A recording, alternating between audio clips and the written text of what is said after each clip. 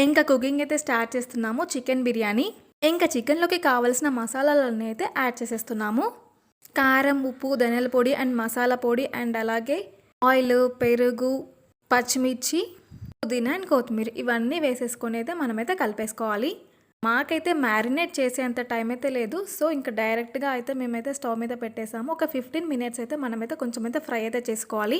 ఇంకా చికెన్ అయితే 15 మినిట్స్ అయితే ఫ్రై అయితే చేసుకున్న తర్వాత మనం రైస్‌ని కూడా ఒక 70% అయితే మనమైతే ఉడికించుకోవాలి. ఏదైతే చికెన్ అయితే మనమైతే ఉడికించుకున్నాం కదా! అందులోకి మనం రైస్‌ని కూడా యాడ్ చేసుకోవాలి. యాడ్ చేసుకొని మనమైతే ఒక 20-30 మినిట్స్ అయితే మనమైతే దమ్ అయితే చేసుకోవాలి. ఇంక లాస్ట్‌లో అయితే మనమైతే రైస్ మీద అయితే కొత్తిమీర అండ్ అలాగే పుదీనా అండ్ ఫ్రైడ్ ఆనియన్స్ కూడా యాడ్ చేసేసుకోవాలి. ఇంకా మన వేడి వేడి చికెన్ దమ్ బిర్యానీ అయితే రెడీ అయిపోతుందనమాట. క్వాంటిటీ కొంచెం ఎక్కువ కదా! ఎలా వస్తుందో టేస్ట్ అనుకున్నాను కానీ టేస్ట్ అయితే చాలా బాగుంది.